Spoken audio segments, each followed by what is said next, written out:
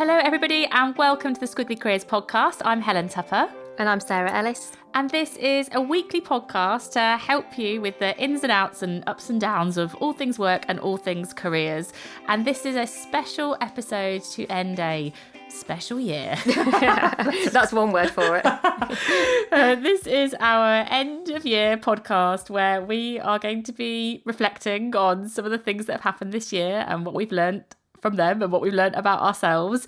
And hopefully if you're a regular listener, there'll be some things that might be interesting for you, because maybe it feels like you get to know us a little bit more if you don't already know us well enough. But really what we wanted to do was for you to take these questions that we're going to ask each other and share our answers. We think they are really good questions for everybody to reflect on. So what we will do in the description for this podcast is we will write those questions. So you can hear us talk about 5 questions today. And then we have actually got a list of 10, but we thought we'd go on too long if we did all of them. So I'll put the list of 10 reflective end of year questions for you to ask yourself in the description for the podcast. Also, we've not shared our answers to these questions before talking, have we? Yeah, so no, it's a surprise. So when the who's your favourite person question and Sarah doesn't say my name, I might be quite sad. I was thinking, I wonder if this podcast would sound different. Sometimes we do our podcast quite late at night over a gin and tonic, whereas today we're sort of doing it more in the morning over a coffee, so I suspect that would change the tone a little bit. On that point, I did see that the High Low podcast is coming to an end. And they looked so glamorous. Didn't they? There was a picture of the two hosts of the High Low podcast, Pandora Sykes and Dolly Alderton. They did a final recording, and I think probably it was a final recording, so they kind of set it all up so that it could be watched. But they had like these beautiful dresses and there were cocktails, and I was like, oh my gosh, ours is normally on our own desks in our own homes, full of like probably cups that we should have taken downstairs yesterday. Like I'm trying to think whether I've done more podcast episodes in my pyjamas than not. And maybe less so these days actually, but in the early days pre having a toddler, we used to do it at like 10 o'clock at night, didn't we? Madness. Whereas now I'm asleep at 10 o'clock at night. So. Yeah, we don't do the late night ones that much anymore. No, I think I we've just don't realised. think either of us can do it. We're just not hardcore enough anymore. Oh, so our 5 questions. Shall I ask you the first one? Go for it. Okay, so question number 1, Sarah, is one word to describe work this year. Unexpected, I went with. Unexpected actually in positive ways, and clearly there's a lot about 2020 that none of us ever want to happen again. But this is actually the first year that we have run our business together as a kind of full-time endeavour. We do a few bits and pieces kind of around the edges, but I think it always felt like I kind of approached 2020 with a bit of probably anticipation and trepidation at the same time of thinking, can we do this? How will we find working together? Is anybody going to be interested in what we're doing? Is anyone going to buy our book? Or have we just spent 2 years writing this book that no one's going to read? And I think, there's been a lot that's kind of surprised me. And in so much of that, really positive things where people have been really kind and supportive. And even out of some of the real challenges of this year, and there has been some incredible challenges, I'm talking about within a work context here, I think we have found our way through those constraints in unexpected ways that will stand us actually in really good kind of stead. So, I went with unexpected. How about you? Different word, but maybe getting at some of the same things. My word was belief, as I feel like actually this year has been a real belief building year. Actually a belief that we can cope with things that we never thought we'd have to, a belief that our business can help people even if we can't be with them in person, a belief that like we've got a really good business partnership. And I feel like I will look back on this year, and for all of its ups and downs, I will take a huge amount of belief out of the year for whatever comes next. So that's my word of 2020 is belief. Oh, that's nice. So I'm going to build on that positive theme with question 2, which I'll ask you first. What are you most proud of in 2020? I was really Other than thinking about working this. with me, Other obviously. than, having the most amazing business partner. She told me to say that, though. I was thinking about this, about whether it was like an output type thing, like something that we delivered or... obviously I've gone with that. Okay, obviously. I haven't. That's also, doesn't surprise me. I have gone with the thing that I am most proud of this year. It's really boring, but it's like, I feel like I've been quite balanced. As in, I feel like I've had quite a balanced mindset through the year.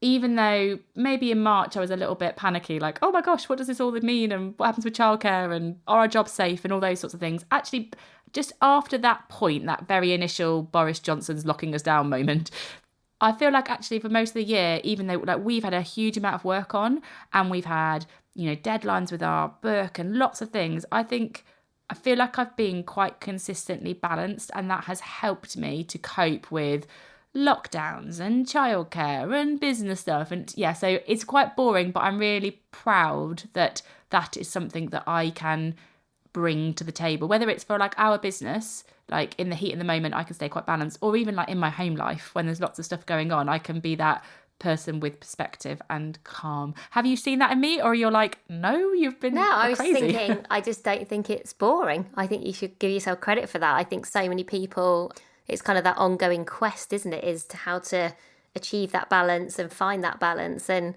I've seen that in you, I think, more this year than ever before. For someone who I've never seen do any exercise, suddenly it's just become part of who you are and what you do every day. And actually you get a bit anxious if you don't have time to exercise, which I can't even believe that that's true. For someone who wouldn't even walk to places with me previously. But I still won't. No, I know. Because that's about my shoes. But you have found your thing. You have found your exercise in your Pelotoning that you love. And it's actually really lovely to see the energy that that's given you. And it's brilliant to see you kind of prioritise that. So yeah, I can see that in you. And I think it's useful for us together, but also it's just brilliant for you. Oh, so what's yours then? What are you most proud of? Yeah, is it balance? No. And actually, I don't think I would be where you are. So actually, I went with the podcast. I think doing 190 plus weekly episodes of something is something I'm really proud of. It takes grit and perseverance, and so much has happened during those 190 episodes to us personally and professionally. It's the thing that we have stuck with most consistently. And being consistent is good. It's a good thing. And again, maybe that also sounds a bit boring. You're like, we're both of us so boring now, aren't we? Like, not proud of like anything that's like shiny. We're like, oh yeah, I'm consistent and balanced. Yeah, we are dull. But I am, and that's some weeks where it would have been much easier to not do a podcast episode. And I do think people would understand. It's not that everyone's putting loads of pressure on us, but I just think it's something that we've continually committed to. Hopefully we know helps and is useful. And I continue to be really proud of the podcast. And this year where we've done things like Ask the Expert series, I'm so glad we made those happen, because I think the guests on those have been incredible, really insightful, really relevant for everyone. Short, sharp episodes with just so much insight in. So yeah, I went with consistency. I have so many moments that make me smile with the podcast. Some of them just because I was like, can't believe we did that. Do you remember when we were doing lots of work where one of our very lovely clients, Money Supermarket, and we were doing lots of work with them. This was last year. Sarah and I were travelling all around the UK to wherever. And I had that really bad pleurisy. So like this really bad chest infection. And I remember I was buying do you remember? I was buying like every medicine that I could, both so I could deliver those sessions for Money Supermarket, but also recording the podcast. I remember being in a hotel, recording the podcast and having to pause about every 2 minutes because I had a cough, not the cough, everybody. It was a 2019 cough that had nothing to do with this year. Or that time in Canada when I was on holiday and something went wrong with the podcast and I had to try and record it in a laundry room over my phone. It was on an island. It was just awful. Like, there are some really funny moments. I think the podcast, it'll be kind of like part of our life and career, like the time that we spent on it. I love seeing this year as well, the Spotify, the amount of people that sent those Spotify lists of like how many podcasts you've listened to this year, and we were like in lots of people's top 5, and someone had listened to like something like 1,500 minutes of our podcast this year. Oh, that's a lot of our voices. It was, and I said to them, "Oh, that's a lot," and they were like, "It's because I listened back 2 or 3 times to take notes." I was like, "Wow, that's committed." Maybe not to this episode, eh? Yeah, maybe not this one, everybody. All right, I'm going to ask you another one. What have you learnt for the first time this year? So, I went slightly creative in terms of how I've answered this one, perhaps. But I think what I've learned is that we can work on something where it can go really wrong and we can get very stuck and I can want to give up, which very rarely happens for me, if ever, and we can make it through that. So, we're doing a TED Talk in February. And I think it's fair to say we had underestimated how difficult it was going to be to write that talk. I think we probably both thought, we do quite a lot of public speaking. We're confident about squiggly careers and kind of what that means. Oh, just summarise it into a talk and off we go. I mean, how naive were we, and was I? It has actually been really, really challenging. I think probably the most challenging thing we've ever done by a significant margin. I can't think of many of the things that we've done that have been that hard, where we've had to literally start from scratch a number of different times, where we've had feedback that's been really hard to hear. To the extent with, I won't name the person, albeit I suspect they wouldn't mind that much, but there was one version that we did where someone just said to us, "Oh, it's just dull." And do you know what? I think they were probably right. Well, I think they were right, really. I will never forget the version that I wrote where I was like, "That's it, I've cracked it." And I was like, "I think it's all right, Helen. I've got the answer here." Ready for Helen to be like, "Wow, that's just amazing." And she was like, "I don't like it." And I'd really got into this version, and I was like, "Oh, okay." Well, what about my panicked one? So we'd had some feedback. Oh, yeah, that was absolutely ludicrous. Right, what you were thinking there. So we'd had some feedback. There were a few too many actions in, version 12, whatever it was, and that maybe we should have fewer actions in it so people concentrate. And then we'd done some other version, and I suddenly said, "Oh, do you know what we should do? 26 something, or the A to Z of squiggly careers or something." So I'd gone from 5 is too many to let's just do 26 and make it really quick fire. Yeah, and then I was even started writing them. I know you did. I just wanted backup ideas really quickly. Oh, so funny. We will do a separate podcast on that process, because I actually think we both learned a lot from writing it, and we've still got loads to go. The good news is we were asked to try and get to a 90% version by a week ago, and we've actually now had some really brilliant, really positive feedback. We got there in the end. We're probably at about 85%. I can probably only talk about it now because of where we were. At one point I felt like I never wanted to talk about it, but it was never off my mind. But I actually found it really reassuring, and I think I have learned that it is okay. It is okay sometimes to get really stuck, to need to ask for help, to acknowledge that you've done something that's not right, that's not good. I do find letting go when you've invested a lot in something actually is quite a hard process. So I think I've just learned that maybe nothing can be as hard as writing that. But I sort of say that with hesitancy in case there is something that ends up being harder. Yeah. It's the opposite. It's like a really bad growth mindset. What about you? Mine are really different, and one's kind of more personal, but sort of has an impact on professional, and the other's tactical. So what have I learned for the first time? 2 concepts that have really stuck with me from our guests this year. Oh my God, you're not going to do a model, are you? Yeah, well, borderline. 2 concepts I'm taking forward with me. They've gone in my brain. One, active rest, which was from Alex Pang, podcast that we did. I think it's in September, that podcast. And that concept was all about actually for us to invest in ourselves and maybe have some of that balance that I talked about. You've got to think about what is your active rest. And I think I was a bit allergic to the concept of rest because I like doing lots of things. And he really educated me. And he said that actually the best kind of rest isn't doing nothing, Helen. Don't panic that you're just going to sit there and not do anything. He said the best kind of rest is intentional, but it's focused. So it's one thing that you can be absorbed in, whether that's painting or cooking or running or doing a puzzle or colouring, whatever it is. But it's one focused, intentional activity. And that's the best thing. And it's really stuck with me. And I've really thought about what is my active rest and how I'm making time for it. So I love that.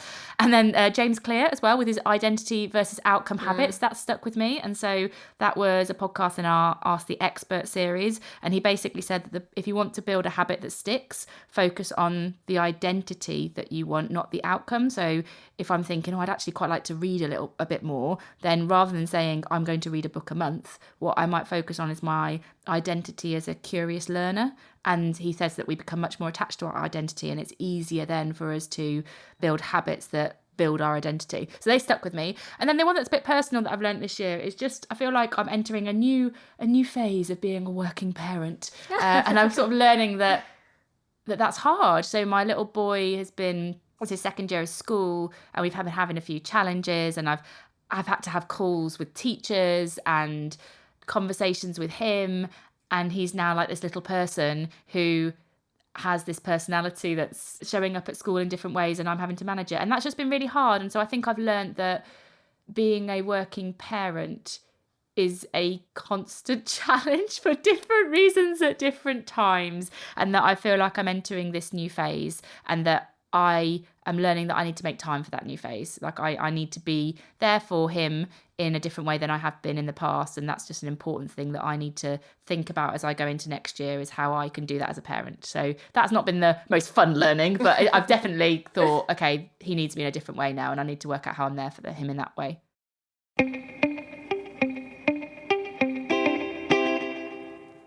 And so our next question is, so who have you been inspired by? I think I always say this person, and nothing to do with work. I don't know who you're going to say. My nan. Oh, yeah, okay, you do say your nan. I always say my nan, but for different reasons. So I was actually, my nan, her name is Joyce, everybody, and I call her Nanny, and she is 92, and I haven't seen her since Christmas last year, which is really hard for me. She's very special. But the reason I've been inspired by her, I talked to her last night actually on the phone, and she said to me that unfortunately one of her best friends had passed away and she hadn't seen her, and something else had happened with one of her other friends. And I am just so inspired by her resilience. She hasn't been out of the house. And this is my nan, who would normally, she's normally on a flight to Australia to see her son, my uncle. And she's a very active person. And I think her resilience and her ability to just keep going. I've booked in on Sunday this week. I've got a Skype with my nan, and we have a glass of wine and a Skype and catch up. And I learned so much from her attitude and her resilience that I kind of think, do you know what? If I can go through things and I can be a bit more nanny, I'll take it. So that's who's inspired me. Did you listen? No, I haven't got onto podcasts yet. I should get onto a podcast, shouldn't I? Maybe Nanny could come on a podcast. I mean, sure. I mean, at the moment, given, logistically it's a little bit challenging. If she doesn't listen to podcasts, getting her set up with the tech. I mean, it sounds like a good aim for 2021 to get my nan on a podcast. What about you? Who's inspired you? So I now feel bad that I've not gone with someone personal. You're like, I've gone for someone really personal, and I feel like I should be talking about someone in my family, but I'm not. So, we'll move on from that. So I've gone with Margaret Heffernan for a few reasons. I think I read her book, Uncharted, at the start, I think, of this year, without really realising just what year we were about to head into. Somebody had recommended her work to me, and I wasn't really that familiar with the work that she'd done. Then I interviewed her for our podcast as part of the first Ask the Expert series. And she was just a real pleasure to talk to, somebody who's very thoughtful and insightful. And again, she's just had such a kind of fascinating career. And then when you watch things like her TED Talks, which the one I particularly like is The Human Skills We Need Right Now. And when you just start to spend a bit more time with someone in their world, you're reading, watching, listening to their stuff. And I feel like I know her a little bit, and I'm sort of clawing my way in, hoping to get to know her even better. But when you see someone who you think, it gives me confidence as to perhaps what I could do or what I could become. I suppose it's a real role model for thinking, if I could be a bit like Margaret when I grow up, or when I get to kind of stage of life that Margaret's at, where when I spoke to her, not only is she doing kind of leading work on skills that we need at work and how we can kind of navigate change and uncertainty, she was also working out in her village all the logistics of getting everyone all the food that everyone needed, So she was just one of those people I thought, it's great to know that those people exist and are clearly doing work that they're so passionate about, having such a positive impact. And it just made me think, I'd like to be even more like that and be her at that point in my life too. And we've referenced her work a lot this year. I think that'd probably be another thing, actually. A lot of her work Sarah did a Books in Brief summary of Uncharted, which is like a 10-minute recorded summary where Sarah talks through some of the key insights. And if you want to actually have a look at that, if you go to amazingiflearning.com, and then under the career resources, you'll see some of the Books in Brief that Sarah recorded earlier this year. Well worth a watch, everybody. Yeah, it's funny, isn't it, how sometimes, at the time, I didn't read that book and think, it didn't change my life in that moment, but I've kept coming back to so many of the ideas. I've kept coming back to the idea of building relationships beyond the ones that you need today. I've kept coming back to this idea of optimism that actually is in one of the very early chapters about how important friends are to help you through a crisis. There were just these things that I just kept revisiting, and actually it's a book I imagine rereading. So it wasn't like when I read Lost Connections by Johann Hari, I did read it and went, that's like life-changing as a read almost. But I remember reading it and thinking, that's interesting, that's insightful. Sometimes the more you think about something, the more you realise you're like, actually, and no wonder I think it's one of the FT Books of the Year, and it's won loads of different awards. And I actually think it will have a really profound impact on lots of different businesses. Definitely worth listening to her, watching a TED Talk if you're not familiar with her work. Again, we'll put all the links to those things. I'll put the links to like Books in Brief and those TED Talks in the description, and also on amazingif.com, so you've got it. Oh, last but not least, okay, what has been your biggest challenge this year, Sarah? I found this one really hard. There's sort of the obvious answer, which is the challenge of when COVID first kind of happened, when lockdown first happened, all of our business was kind of thrown up in the air, and kind of navigating through that and pivoting and working out what we were going to do was clearly a really big challenge. So that's kind of the obvious moment. That wasn't what I connected to first when I was kind of asking myself this question. I connected more to two things around probably just how I work. One is that I always find it challenging that I have kind of more ideas or things that I'd like to do than I have time for. I think that's like a constant battle kind of for me. I'd always start new stuff and I wouldn't finish anything, essentially. So that's always kind of a challenge of like, how do you keep those ideas? How do you know when to come back to them? How do you know which ones you should test out? So I always find that challenging, but also interesting. And then probably the biggest thing is just being fully immersed in our own business this year for the first time. And everyone always says like the cliche, the highs are higher, the lows are lower. Basically, it's a cliche because it's true. I've worked out. And I think that's because, and I actually wasn't sure if that would be the case for me, because I really cared about the companies that I worked in beforehand. And I loved those companies and loved the people that I worked with.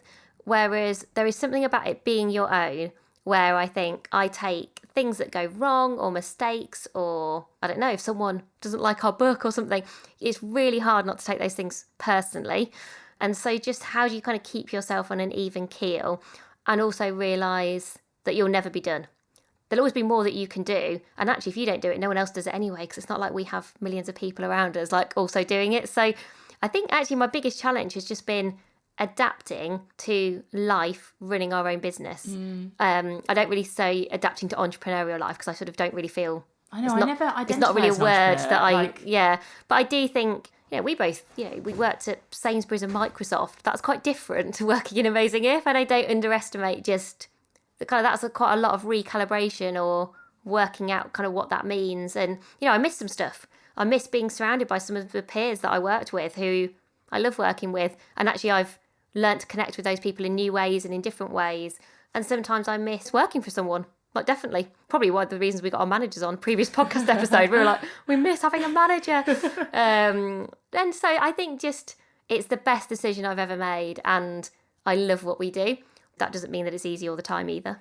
Okay, my biggest challenge of this year has been letting go of some things that I really love doing and just sort of not beating myself up or resenting that they're not there that much. So, for example, like I love going out and being with people. I love going to London. Like I love going to London. London for me is like this place of like energy and people and connection. And I love going across London and going to different meetings, and that makes me really tired, but it gives me lots of energy. And I don't even mind coming back late at night and having a Marks and Spencer's pot of food on a train. Like I don't mind all that stuff. And that's part of what I love about work, is that variety and that connection and that energy. And, energy is one of my values. And I feel that the biggest thing for me, the biggest challenge this year for me has been one of the things that gives me the most energy, like that people and that variety and that connection.